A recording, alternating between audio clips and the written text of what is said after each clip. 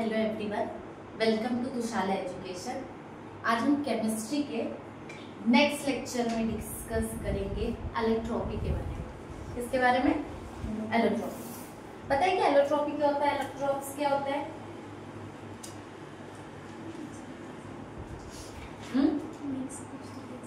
Mix कुछ तो भी है।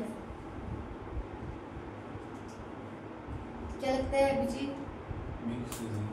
मिक्स चीज, वो तो अलग होता है। देखो, जब कोई भी जो एलिमेंट्स है एक से ज्यादा अगर फिजिकल फॉर्म्स में एग्जिस्ट करते हैं, किसमें? टू और मोर फिजिकल फॉर्म्स में अगर क्या करते हैं, एग्जिस्ट करते हैं, तो उन्हें क्या बोलते हैं हम? एलोट्रॉप्स। क्या बोलते हैं? एलोट्रॉप्स। ठीक है। अब सबसे पहली चीज, एलोट्रॉप्स की खासियत क्या है? एलोट्रॉप्स की जो फिजिकल प्रॉपर्टीज होती है, कौन सी? फिजिकल प्रॉपर्टीज, ये कैसी होती है? डिफरेंट होती है।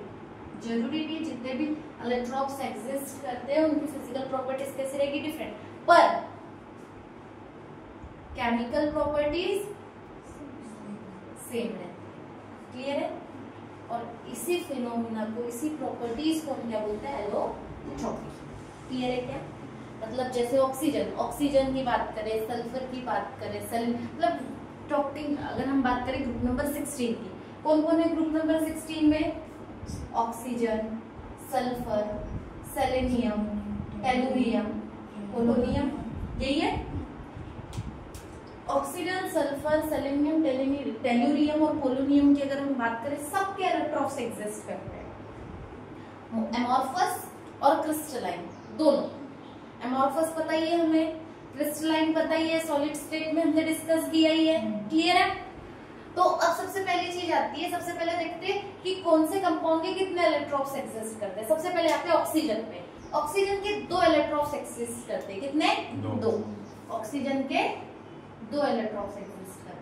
पहला डाइऑक्सीजन, मतलब O2, और एक एग्जिस्ट करता है ओजोन, O3। दोनों में इलेमेंट कौन है? ऑक्सीजन। ऑक्सीजन कॉमन है। एक ये है कि ये डायटोमिक है और ये ट्राइटोमिक है। तो ये कैसे हो गए? एक ही सेम ही है ना, बस इनके क्या होगा? फिजिकल प्रॉपर्टी डिफरेंट होगी और इनके जो केमिकल प्रॉपर्टीज कैसे रहेगी? मोस्टली सेम रहेगी। क्लियर है? अगर मैं बात करूं ओजोन भी गैस फॉर्म में एग्जिस्ट करती है। डाइऑक्सीजन भी मोस्टली गैस फॉर्म में एग्जिस्ट करती है। क्लियर हो रहा है? ऑक्सीजन का यूज किस लिए करते हैं हम? बोलो तो। सांस लेने के लिए, ब्रीदिंग के लिए, रेस्पिरेशन के लिए एबंडेंट फॉर्म में एग्जिस्ट करता है ऑक्सीजन। और किसके लिए यूज किया जाता है? फॉर रेस्पिरेशन पर्पस के लिए। क्लियर हो रहा है? रेस्पिरेशन इट मींस की ब्रीदिंग। रेस्पिरेशन तो ठीक है, ऑक्सीडाइज होगा। ठीक है। उसके अलावा अगर हम ऑक्सीजन की देखें तो डायटोमिक गैस है। उसके अलावा कौनता मैग्नेटिक प्रॉपर्टी एग्जिस्ट करती है? पैरामैग्नेटिक है, डायमैग्नेटिक है, फेरोमैग्नेटिक है, कौन सा है? कैसा है? पैरामैग्नेटिक है। क्लियर हो रहा है? अगर हम बात करें तो एक और चीज के लिए बहुत अच्छे से काम करती है, कंबशन, सपोर्ट।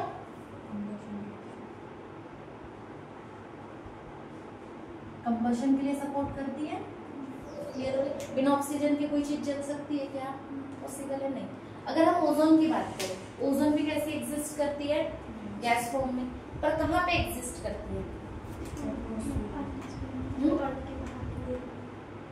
हल्की बाहर की लेयर में। कौन सी लेयर में? ओजोन लेयर है। तो कौन थे? देखो, स्फीयर्स है ना, एटमॉस्फेयर, ट्रोपोस्फियर, स्ट्रेटोस्फियर। याद आ रहा है? कुछ याद है? इसका कलर देखा जाए तो कैसा होता है? पेल ब्लू होता है। और स्मेल आती है इसकी, अगर एक स्ट्रॉन्ग स्मेल इसकी एग्जिस्ट करती है। उसके अलावा ये कहाँ फाउंड होती है? स्ट्रेटोस्फीयर में। कहा क्या करती है, काम क्या है स्ट्रेटोस्फीयर में, इसका काम क्या है, ओजोन लेयर का काम क्या है, काय का यूवी लाइट को एब्जॉर्ब करती है, यूवी रेडिएशन को एब्जॉर्ब करती है और अर्थ को यूवी लाइट से प्रोटेक्ट करती है। क्या करती है, यूवी रेडिएशन को एब्जॉर्ब करने का काम करती है। क्लियर है, ये स्ट्रॉन्ग ऑक्सीडाइजिंग एजेंट है। क्या है,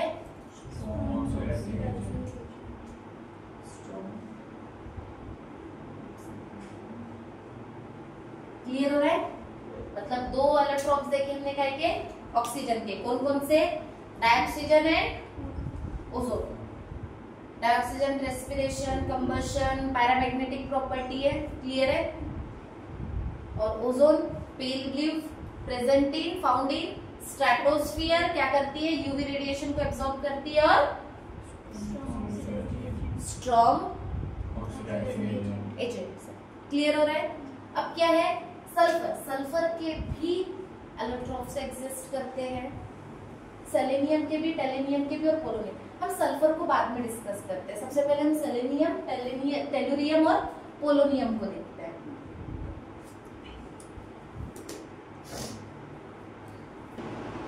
नेक्स्ट आते हैं सेलेनियम के ऊपर में।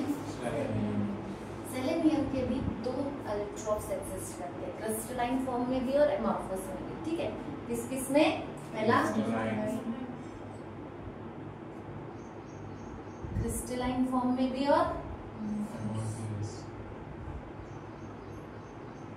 अमॉर्फस फॉर्म में भी। क्लियर हो रहा है क्या, देखो अब क्रिस्टलाइन में अगर हम बात करें तो उसमें एक एग्जिस्ट, इसमें भी दो टाइप के एग्जिस्ट करते हैं, एक करता है ग्रे सेलेनियम, कैसा,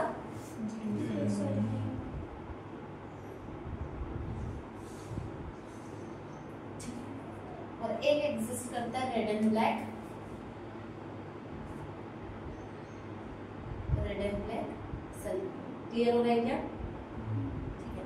अगर ग्रे सेलेनियम की अगर हम बात करें तो इसका जो ये कैसा होता है, मेटालिक क्लस्टर, मतलब इसकी जो शाइन होती है मेटल के जैसी होती है। कैसा होता है ये, मेटालिक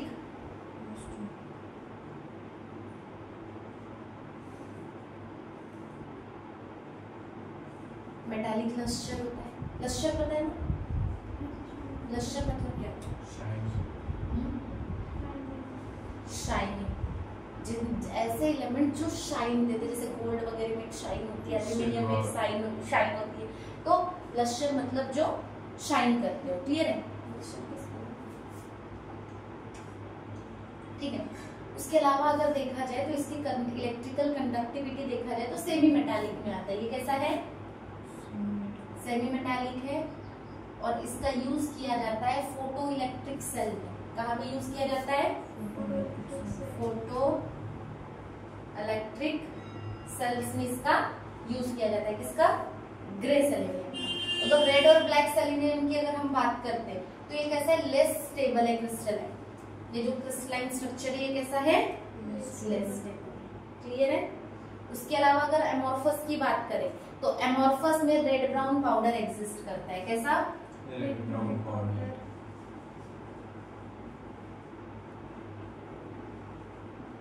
रेड ब्राउन कलर का पाउडर एग्जिस्ट करता है। नॉन क्रिस्टलाइन है, मतलब क्रिस्टल के फॉर्म में है क्या, नहीं, पाउडरी फॉर्म में। क्लियर है। और इसको कैसे यूज बनाया जाता है, अगर सेलेनियम को, एमॉर्फस हमने कैसे लास्ट टाइम भी देखा था, क्रिस्टलाइन से अगर हमको एमॉर्फस बनाना है, क्रिस्टलाइन सॉलिड्स को क्या करते थे हम, कूल करते थे, और उसका रैपिड क्या करवाते थे, कूलिंग करवाते थे। जैसे रैपिड कूलिंग हुआ तो एमॉर्फस में कन्वर्ट हो जाता था। तो सेम यहाँ पे भी क्या होगा, सेलेनियम को क्या करेंगे, मेल्ट करेंगे, मेल्ट करने के बाद इसकी रैपिड कूलिंग करवाएंगे तो क्या मिल जाएगा आपको, एमॉर्फस। क्लियर हो रहा है क्या। तो ये दो फॉर्म किसके एग्जिस्ट करते हैं, सेलेनियम के।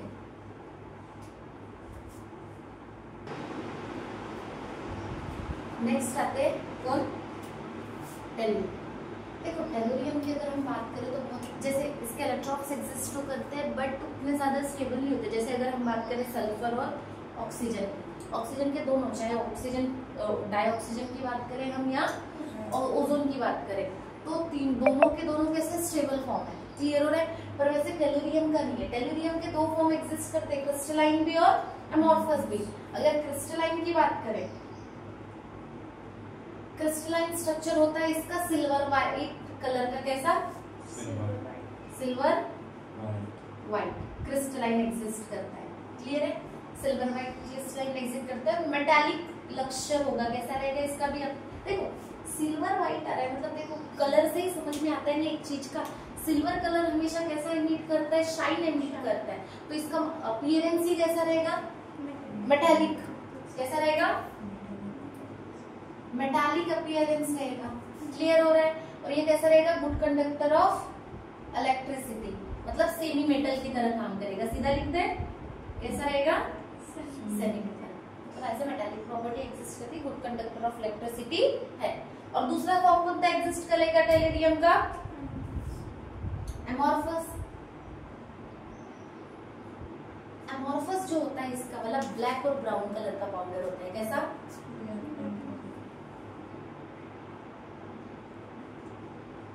ब्लैक और ब्राउन पाउडर क्या करता है, एग्जिस्ट करता है। पर सबसे बड़ी चीज पता है क्या, ये बहुत ज्यादा लेस स्टेबल होता है। कैसा होता है, लेस स्टेबल। इसलिए देखा जाए तो टेलुरियम बहुत ज्यादा, इतना ज्यादा क्या बोलते हैं, परफेक्ट, हम ये नहीं बोल सकते परफेक्ट अमाउंट, मतलब इलेक्ट्रॉन्स एग्जिस्ट नहीं करते इसके, मतलब लेस स्टेबिलिटी के कारण। क्रिस्टलाइन वाला एग्जिस्ट करता है स्टेबिलिटी के कारण में, क्योंकि वो कैसा है, सेमी मेटल की तरह वर्क करता है। उसके बाद आते हैं हमारा पोलोनियम। पोलोनियम कैसा है, पोलोनियम रेडियोएक्टिव। तो रेडियोएक्टिव की सेफ्टी कंसर्न के हिसाब से इसके इलेक्ट्रॉन्स एग्जिस्ट करते हैं, पर कौन से करते हैं, सिर्फ क्रिस्टलाइन। कौन थे, क्रिस्टलाइन में एग्जिस्ट करते हैं, वो भी अल्फा एंड बीटा। क्लियर हो रहा है। क्यों इसको ज्यादातर स्टडी पे नहीं लिया जाता है, देखो रेडियोएक्टिव है, रेडियोएक्टिव के लिए सेफ्टी इंपॉर्टेंट होती है। कैसे होते हैं, जैसे कि देखो रेडियोएक्टिव एलिमेंट्स का हम ज्यादातर यूज कहाँ पे करते हैं, रेडियोएक्टिव सब्सटेंस से क्या होता है, न्यूक्लियर पावर बनाने के लिए। क्योंकि हमने देखा पोलोनियम को हम डिवाइड करते हैं तो क्या क्या मिलता है, यूरेनियम मिलता है हमको, थैलोरियम में यूरेनियम मिलता है। और यूरेनियम का यूज किस लिए करते हैं, as a nuclear power, nuclear energy बनाने के लिए यूज करते हैं। बॉम्ब भी और एनर्जी, न्यूक्लियर एनर्जी भी बनती है, इलेक्ट्रिसिटी भी प्रोड्यूस्ड होती है, ठीक है। तो न्यूक्लियर एनर्जी बनाने के लिए भी यूज करते हैं। और ये कैसा है, रेडियोएक्टिव है, तो क्या करता है, इमिशन करता है, मतलब हार्मफुल रेडिएशंस। रेडियोएक्टिव मतलब क्या, हार्मफुल रेडिएशंस। क्योंकि सिंपल एग्जांपल देखो, आज भी अगर हम जापान में की बात करते हैं, हिरोशिमा नागासाकी की, तो वहां पे क्या न्यूक्लियर पावर डाला था, तो काफी सालों तक कैसा रहा था, वो रेडिएशन गया ही नहीं। वो रेडिएशन से क्या हुआ, बच्चे विकलांग पैदा होते थे, हाथ पैर नहीं, समझ रहे हो। तो ये इतना हार्मफुल, इतना हैजार्ड होता है, कैसे, रेडियोएक्टिव सब्सटेंस।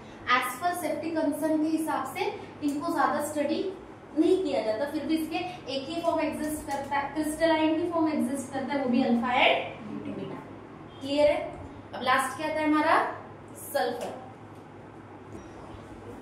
नेक्स्ट करना है हमें सल्फर के, किसके, देखो सल्फर के बहुत सारे इलेक्ट्रॉन्स एग्जिस्ट करते हैं, मेनली हम उसमें क्रिस्टलाइन भी है और एमॉर्फस भी है। हमने देखना एग्जांपल में लिखवाया था, आपको याद है क्या, सॉलिड स्टेट्स में हमने सल्फर के इलेक्ट्रॉन्स को भी मेंशन किया था, इलेक्ट्रॉपी में भी वहां पे क्रिस्टलाइन एंड एमॉर्फस में। क्रिस्टलाइन में हमने अल्फा सल्फर और beta sulphur, monoclinic and rhombic sulphur के बारे में डिस्कस किया था, याद आ रहा है क्या, भूल गए। हम पहले क्रिस्टलाइन स्ट्रक्चर की बात करें। क्रिस्टलाइन में कौन कौन एग्जिस्ट करेगा, एक तो रोम्बिक सल्फर, जिसको हम क्या बोलेंगे, अल्फा सल्फर, ठीक है, क्लियर हो रहा है। सेकेंड एग्जिस्ट करेगा मोनोक्लिनिक सल्फर, जिसको हम क्या बोलेंगे, बीटा सल्फर। और एक और एग्जिस्ट करेगा एमॉर्फस, कैसे, एमॉर्फस, जिसको एमॉर्फस सल्फर को हम क्या बोलेंगे, इसके प्लास्टिक सल्फर, वो भी पहले लिखा है।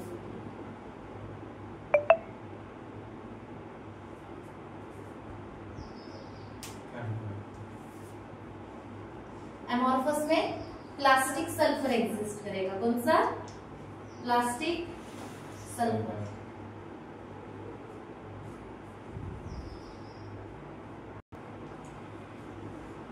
एमोर्फस में एक पहला कौन सा एग्जिस्ट करता है? प्लास्टिक सल्फर, और एक करता है कोलाइडल सल्फर। ठीक है, इनके बारे में मैंने देखना है ज्यादा, तो ऊपर दोस्त ये आपके सिलेबस में दिए हुए उनका डिफरेंशिएशन भी दिया है। सुनो एक बार, प्लास्टिक सल्फर को हम सल्फर को क्या करते हैं? मोल्टन करते हैं। मोल्टन करके कोल्ड वाटर में जब कूल करवाते हैं तो क्या मिल जाता है हमें? Plastic sulphur. इसके नेचर इलास्टिक होता है। ठीक है, कोलाइडल सल्फर पार्टिकल्स के फॉर्म में। कोलाइडल का ही मतलब क्या होता है? अगर समझो फॉर एग्जांपल, अगर कोलाइडल सॉल्यूशंस कैसे होते हैं? पानी में अगर समझो मैंने मिल्क मिलाया तो दिखता है क्या? वो ट्रांसपेरेंसी चले जाती है। तो ऐसे मिक्सचर्स को हम क्या बोलते हैं? कोलाइडल मिक्सचर्स बोलते हैं। या फिर हमने पानी में कोई चूने का मिक्सचर मिला दिया, समझ लो, तो ऐसे कोलाइडल मींस, तो वैसे ही कोलाइडल सल्फर भी पैदा करते हैं in the form of small particles. ठीक है, पहले हमें देखना क्या है? Rhombic sulphur and monoclinic sulphur. अगर रोम्बिक सल्फर की बात करें, कलर की अगर हम बात करें, मैं मेंशन कर रही हूँ, आप समझना भी। ठीक है, कलर किसका? यहाँ पे रोम्बिक, यहाँ मोनोक्लिनिक। क्लियर हो रहा है? अगर कलर की बात करें तो कैसा जाएगा? पेल येलो जाएगा। कैसा स्ट्रक्चर जाएगा? Pale yellow. और मोनोक्लिनिक का कैसा जाएगा? Bright yellow. क्लियर हो रहा है? कलर कैसा है मोनोक्लिनिक का? और रोम्बिक का? Pale yellow. क्लियर है? अगर हम बात करें इसका जो स्ट्रक्चर की अगर हम बात करें तो ये कैसा रहता है? ऑर्थोरोम्बिक क्रिस्टल की जैसा रहता है। कैसा? हम शेप की बात करते हैं, शेप और स्ट्रक्चर कैसा होता है? ऑर्थोरोम्बिक।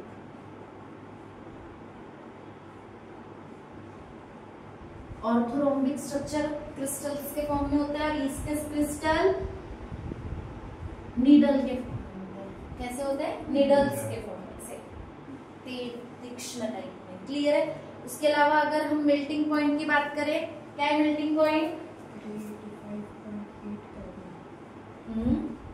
क्या बोली? 385.5 केल्विन, और इसका 2 क्या बोले? 385.8 केल्विन और 393 केल्विन। मतलब देखा जाए दोनों अलग अलग पॉइंट पे मेल्ट होता है। क्लियर हो रहा है? अब देखो एक बात याद रखना, इसका ऑक्टाहेड्रल टाइप में स्ट्रक्चर होता है। और अगर हम बात करें तो S8 पफर्ड रिंग के समान, क्या बोल रहे हैं हम यहाँ पे? इसका स्ट्रक्चर अगर की बात करें तो कैसा है? S8 पफर्ड रिंग के तरह स्ट्रक्चर देता है। देखो इस तरीके से, ऐसा दिख रहा है क्या? ऐसा, इस वजह से वो रिंग बनाता है। क्लियर है? ऐसी रिंग बनाता है कौन? दोनों का सेम, दोनों ही S8 में पफर्ड रिंग के तरह क्या बनाते हैं? स्ट्रक्चर्स बनाते हैं। क्लियर है? आपकी बुक में भी दिया हुआ है ये स्ट्रक्चर। क्लियर है? अगर हम बात करें सॉल्युबिलिटी की, ये इनसॉल्युबल है वाटर में और सॉल्युबल है CS2। ठीक है, ये सॉल्युबल है किस पे? मोनोक्लिनिक सल्फर CS2 के सॉल्यूशन में कैसे हो जाते हैं? सॉल्युबल हो जाते हैं। क्लियर है? अगर हम बात करें स्टेबिलिटी की, ये कंपाउंड स्टेबल है रूम टेम्परेचर पे। रोम्बिक कैसा है? रूम टेम्परेचर पे स्टेबल है। पर इसकी अगर हम बात करें तो 96 degree Celsius to 119 degree Celsius पे कैसा है? 96 degree Celsius to 119 degree Celsius पे ये स्टेबल रहता है। क्लियर हो रहा है? अगर मुझे रोम्बिक से अगर मोनोक्लिनिक बनाना है तो कैसे बनाएंगे? टेम्परेचर को देखो दोनों को। अगर हम मोनोक्लिनिक सल्फर को हम बिलो 96 डिग्री सेल्सियस के टेम्परेचर पे अगर हम कूल करें, देखो ये कैसे फॉर्म होगा? अगर इसको मैं 96 डिग्री सेल्सियस के टेम्परेचर से नीचे बिलो में अगर क्या करें हम कूल करें तो क्या मिल जाएगा हमें? मोनोक्लिनिक से रोम्बिक सल्फर मिल जाएगा। तो ये कैसा मिलेगा, रोम्बिक कैसे, मोनोक्लिनिक कैसे मिलेगा?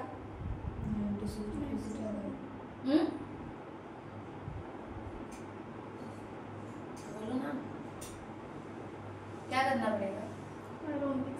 सल्फर का टेम्परेचर बढ़ाना पड़ेगा, बाद में उसको कूल डाउन करवाना पड़ेगा, तो क्या मिल जाएगा? मोनोक्लिनिक।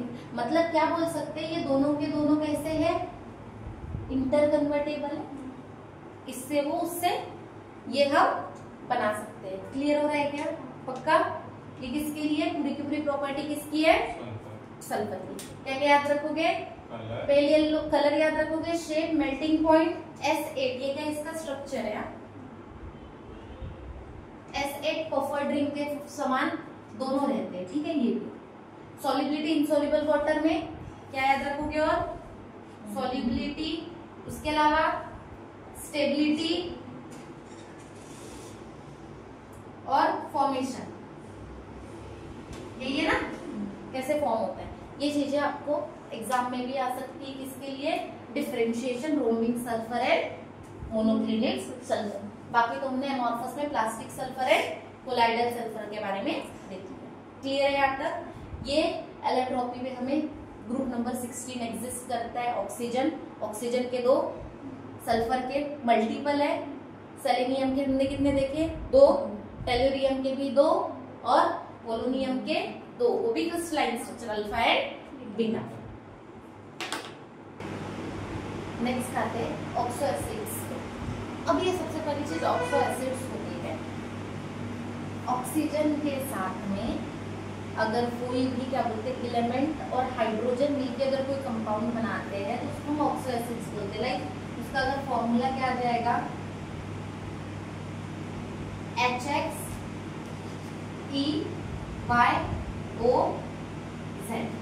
ये क्या है, ऑक्सो एसिड का जनरल फॉर्मूला है। क्या है, general formula of oxo acid. X की value, Y, E for elements, कौन कौन हो सकता है, एक तो सल्फर हो सकता है या तो कोई भी हैलोजेंस हो सकते हैं, X फॉर हैलोजेंस, ठीक है। तो ये आएंगे क्योंकि हमें ऑक्सो एसिड दो ही चीजों पे देखते हैं, oxo acids of sulphur and oxo acids of halogens, ठीक है। तो ये जनरल फॉर्मूला पे जाएगा। और याद रखना ऑक्सो एसिड जनरली उनमें एक ना एक बॉन्ड उसमें कैसा होगा, ये होगा EOH का। किसका, EOH का। इसको अगर हम कोई ना एक बॉन्ड तो भी मिनिमम क्या रहेगा उसमें, OH के साथ में होगा एलिमेंट के। क्लियर है। और एक बात हमेशा याद रखना, ये जब भी एक्वस सॉल्यूशन में अगर हम इन एसिड्स को डिसॉल्व करते हैं तो हमें ये H+ आयन रिलीज करेंगे, पर किसके पास से, EOH ग्रुप के पास से। क्यों, डायरेक्ट अगर मैं पूरे कंपाउंड फॉर एग्जांपल यहाँ देखो, ये ऑक्सीजन के पास में हाइड्रोजन है क्या, ये दे सकता। क्लियर है। और इसकी कैपेसिटी कैसी, ऑक्सीजन कैसा है, बहुत ज्यादा इलेक्ट्रोनेगेटिव है ना, तो पकड़ के रखेगा ना इलेक्ट्रॉन को, तो रिमूव कहाँ से हो सकते हैं, इनके पास से। जितना ज्यादा अगर कोई कंपाउंड हाइड्रोजन को अगर रिलीज करेगा वो कैसा रहेगा, रिड्यूसिंग प्रॉपर्टी ज्यादा होगी। क्या होगा, क्या होगा, एसिड होगा, क्या होगा, H+ आयन जितना ज्यादा रहेगा उतना अच्छा एसिड होता है। बात तो यही है ना, ठीक है। तो ये बात याद रखना है। क्लियर है। अब देखो यहाँ पे अगर हम ऑक्सो एसिड्स ऑफ सल्फर की बात करें तो यहाँ देखो पहला एसिड कौन सा है, सल्फ्यूरस एसिड, H2SO3 से मिल रहा है ना, उस फॉर्मूले से देखो HXEYOZ है। क्लियर हो रहा है। देखो ये स्ट्रक्चर है किसका, सल्फ्यूरस एसिड का। यहाँ पे अगर हम सल्फर देखें कितनी ऑक्सीडेशन स्टेट पे होगा, देखो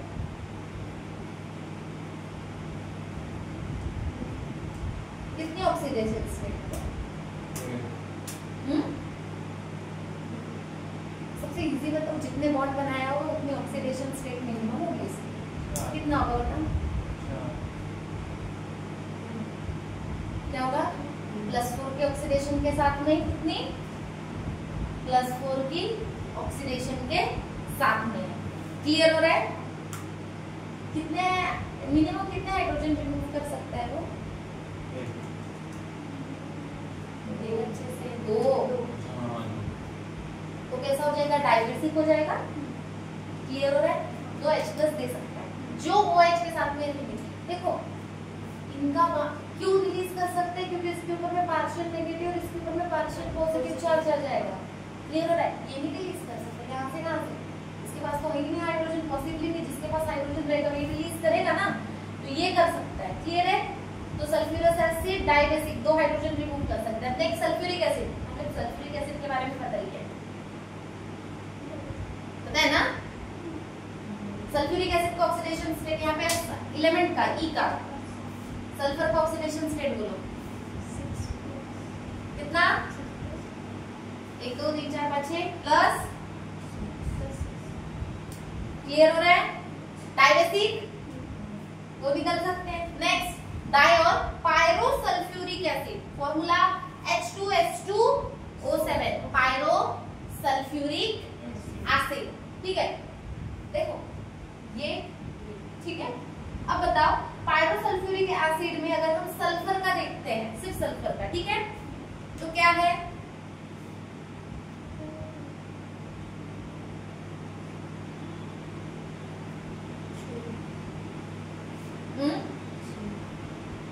देख लो, 1 2 3 4 5 6 क्या होगा, +6 ऑक्सीडेशन स्टेट। कैसा होगा, कौन सा नेचर, डाइबेसिक।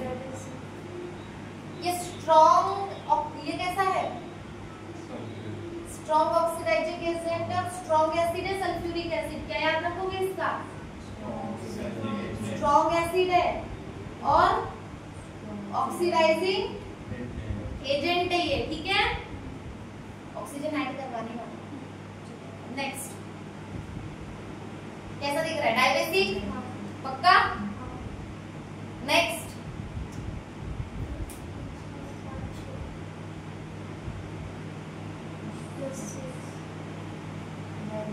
इसका एक और नाम है जिसको बहुत जगह पे आपने एज ए रिएजेंट यूज किया है। एक रिएक्शन याद है बेंजीन में, जब हम बेंजीन सल्फोनिक एसिड बनाते हैं, एक रिएजेंट यूज करते हो आप, क्या नाम है उसका, ओलियम, याद आ रहा है? तो ये क्या है, इसका अनदर नेम क्या है, ओलियम, याद रहेगा, H2S2O7, जिसको हम क्या बोलते हैं, पायरोसल्फ्यूरिक एसिड। क्लियर है? Next peroxy monosulphuric acid. ठीक है, बताओ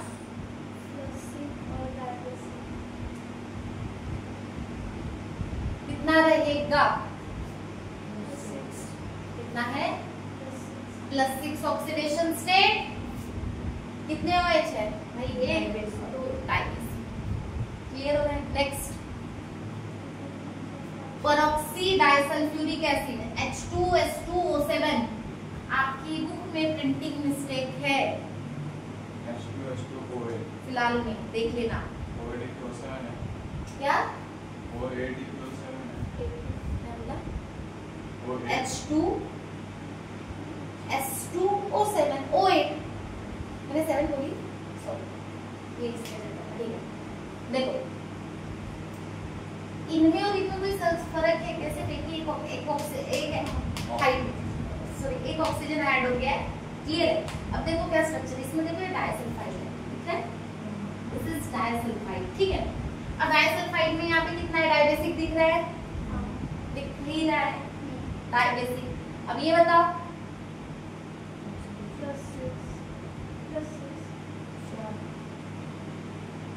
+6 और डाइबेसिक। नेक्स्ट थायो, देखो वर्ड्स कम, थाया, थाया मींस SH, याद रखोगे, थाया हमने हमेशा देखा है, थायाजोल वगैरह, ठीक है, थाया SH, ठीक है, तो ये SH आया मतलब थायो हमने ले लिया। अब सल्फ्यूरिक एसिड, बाकी जो सल्फ्यूरिक एसिड वगैरह का स्ट्रक्चर है, ठीक है, तो अब बताओ H2S2O3, ठीक है, H2S2O3 क्या है, ऑक्सीडेशन स्टेट कितना, कैसा बेसिक है, देखना ये भी तो निकल सकता है, ये भी तो निकल सकता है। क्या है? ठीक है, बेसिक नेचर डायरेक्ट। ठीक है, याद रहेगा? पक्का? पूरा? हमने इसमें क्या देखने को मिला? इसमें एक चीज ऑक्सीडेशन स्टेट एक कॉमन थी, +4 और एक +6 ही देखने को मिली। एक +4 और +6, मतलब जब भी ऑक्सो एसिड्स और सल्फर रहेंगे एग्जिस्ट क्या करेंगे, कभी कभी +2 में भी एग्जिस्ट करेंगे, बहुत rare, but mostly +4 and +6। Clear है? याद रहेगा? इतने ही याद रखना है। कौन कौन से? ये दो तो हमें कॉमन याद रहते हैं, H2SO3 और H2SO4, इनमें कोई दिक्कत नहीं। सेम इसी के जैसा अगर हम देखें, ये दो को कंपैरिजन में याद रखेंगे। क्या है? ओलियम हमें सिलेबस में बहुत बार आया है, तो इसको याद रखना है। क्या है वो? पायरोसल्फ्यूरिक एसिड H2S2O7, और वही H2S2O8 हो जाए तो क्या हो जाएगा? परऑक्सी डाइसल्फ्यूरिक एसिड। ये ओलियम तो वो क्या नाम है? परऑक्सी। और इन दोनों में क्या डिफरेंस है? एक मिनट, मतलब स्ट्रक्चर में H2SO5 लिखा है, गलत नहीं है?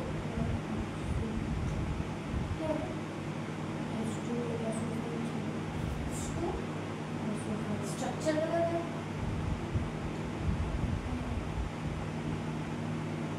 गलत है? कैसे गलत नहीं है?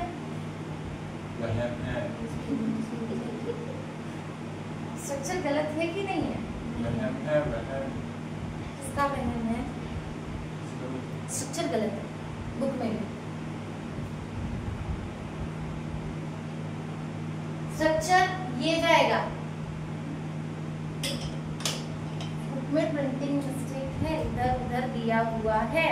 थायोसल्फ्यूरिक एसिड का स्ट्रक्चर भी मेंशन नहीं है। ठीक है, तो ये देखो, ये स्ट्रक्चर जाएगा, ये किसका है? परऑक्सी मोनोसल्फ्यूरिक। इसके पहले जो स्ट्रक्चर बना था वो सेम था ओलियम का।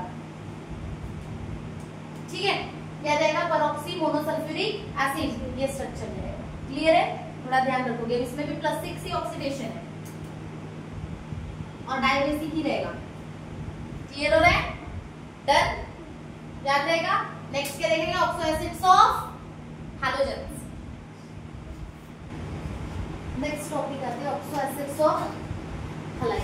अब हैलाइड में कौन कौन? हैलोजन में कौन कौन?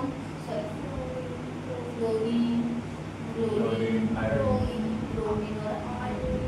देखो, फ्लोरीन की अगर हम बात करें, फ्लोरीन कैसा है? उसके पास में डी ऑर्बिटल नहीं होते, मोस्ट इलेक्ट्रोनेगेटिव है, एब्सेंस ऑफ डी ऑर्बिटल, ये ऑक्सो एसिड्स फॉर्म नहीं करता। क्लियर है? सिर्फ इसमें एक ही एसिड आपको देखने को मिलेगा। देखो, पहले ये देखो, ये ऑक्सीडेशन स्टेट है और ये उसका जनरल फॉर्मूला है, जेनेरिक नेम है, जनरल नेम। ठीक है, क्या रहेगा? देखो, अगर +1 का अगर ऑक्सीडेशन स्टेट है तो क्या बोलोगे उसको? हाइपोहैलोएस एसिड। तो HXO फॉर्मूला क्या आ जाएगा? HXO। तो अगर मुझे तीनों सबके बनाने तो क्या एग्जिस्ट करेगा? देखो, HFO, HClO, HBrO, HIO। Clear हो रहा है क्या? देखो, नेम भी इसी के हिसाब से जाएगा। ये क्या हो जाएगा? इसका नाम क्या है?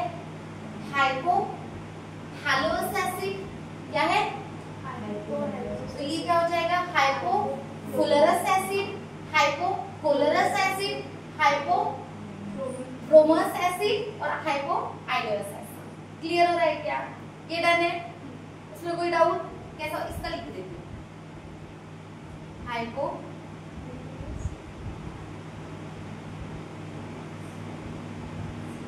ये क्या हो जाएगा? हाइपोफ्लोरस।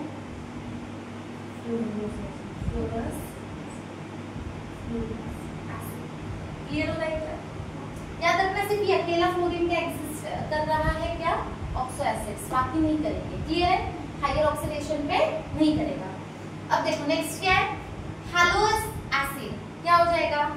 ये चेंज हो जाएगा, क्या हो जाएगा? HXO2, सिर्फ ऑक्सीजन चेंज हुआ, +3 ऑक्सीडेशन हो जाएगा उसका। तो अब क्या हो जाएगा? ये देखो मैं इसका स्ट्रक्चर बना के बता रही, एक स्ट्रक्चर याद रखो, उससे पूरे स्ट्रक्चर याद हो जाएंगे। देखो पहला स्ट्रक्चर ये वाला याद करो, देखो HO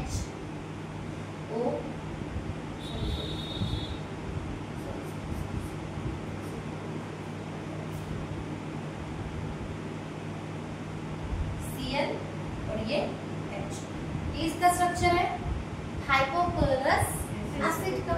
क्लियर हो रहा है? अब इसी से पूरा स्ट्रक्चर याद रखोगे, कॉमन दिमाग पे बिठा के रखो, ठीक है। अब देखो नेक्स्ट कौन सा है, हालोएस एसिड। अगर मुझे हालोएस एसिड याद रखना, क्लोरीन पूरे एसिड बनाता है, क्लोरीन के पूरे एसिड बनेंगे, किसके? क्लोरीन के। फ्लोरीन का सिर्फ ये वाला, ये अकेला एग्जिस्ट करेगा, ठीक है। और अगर हम बात करें ब्रोमीन के, ब्रोमीन का ये वाला एसिड नहीं बनेगा, ये भी बनेगा और ये दोनों भी बनेंगे। क्लियर है? सेम आयोडीन के लिए भी ये एसिड भी बनेगा, ये भी बनेगा, ये दोनों बनेंगे। क्लियर है क्या? ऐसे याद रखोगे, सिर्फ मिडिल वाला हालोएस एसिड ब्रोमीन और आयोडीन भी बनाएंगे, क्लोरीन पूरे बनाएगा, ठीक है। इससे ये पूरा टेबल आपको याद हो जाएगा, ठीक है। अब यहाँ पे देखो, सेकेंड क्या है, हालोएस एसिड है, हालोएस एसिड XSO2, तो क्या हो जाएगा, अगर मुझे ये इसके तो बनाने ही नहीं है, बनाना किसका है, सिर्फ क्लोरीन का, तो क्या हो जाएगा XClO2, नाम क्या हो जाएगा, हालोअस है, क्या हो जाएगा क्लोरस एसिड। क्लियर हो रहा है? क्या हो जाएगा क्लोरस एसिड। H नहीं लिखा है ना मैंने, क्लोरस एसिड हो जाएगा। स्ट्रक्चर कैसे चले जाएगा, कुछ नहीं करना है, सेम स्ट्रक्चर।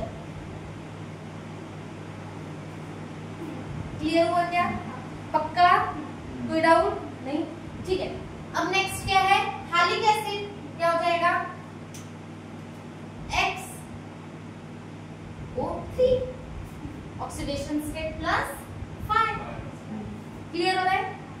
अगर इन दोनों को, अगर इनको अगर मैं देखूं तो कैसे बनाना पड़ेगा, दोनों के तीनों के एग्जिस्ट कर रहे हैं, तो कैसा पहला कौन सा हो जाएगा HClO3 HBrO3 HiO3।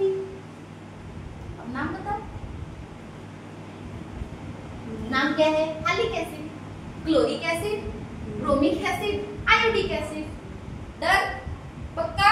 स्ट्रक्चर इसका ही देख लो, एक और ऑक्सीजन ऐड हुआ, स्ट्रक्चर बन गया। क्लियर है क्या? पक्का? चलो नेक्स्ट लास्ट, परहैलिक एसिड। कौन सा? परहैलिक एसिड में X+7 oxidation state, X HXO4, तो कौन कौन के बनेंगे, HClO4 HBrO4 HBr HiO4। नाम परक्लोरिक एसिड, परब्रोमिक एसिड, परायोडिक एसिड। हो गया स्ट्रक्चर, हो गया, समझा क्या? कोई डाउट? क्लियर है ये पूरे? सल्फ्यूरिक एसिड में भी आपको सिर्फ वैसे ही रखना, सल्फ्यूरिक और आयोडिक उसी में ऐड ऑन करते चलना है। और ये डन, ऑक्सीडेशन स्टेट डन। ये याद रखोगे, पूरा एसिड याद हो जाएंगे। सिर्फ याद रखना है फ्लोरीन का एक एसिड यूज, फ्लोरीन का एक एसिड मिलता है आपको, ऑक्सो एसिड, हाइपोफ्लूरस एसिड। क्लियर है? बाकी यहाँ पे किसी को डाउट है? अब जो नेक्स्ट टॉपिक आता है हमारा, क्या आता है, ऑक्सीजन के कंपाउंड। कौन कौन से ऑक्सीजन के कंपाउंड हमने देखे, डाइऑक्सीजन है, ओजोन। इनकी जो रिएक्टिविटी, इनका फॉर्मेशन वगैरह है, वो हम नेक्स्ट लेक्चर में डिस्कस करेंगे। उसके अलावा सल्फर का फिर लास्ट हमारा एक लेक्चर, और उसके बाद का एक लेक्चर रहेगा जिसपे हमारा पूरा फ्लोराइड और क्लोरीन, मतलब जितना भी हाइड्रोजन ग्रुप है उसके बारे में डिस्कस होगा। क्लियर है? Thank you so much.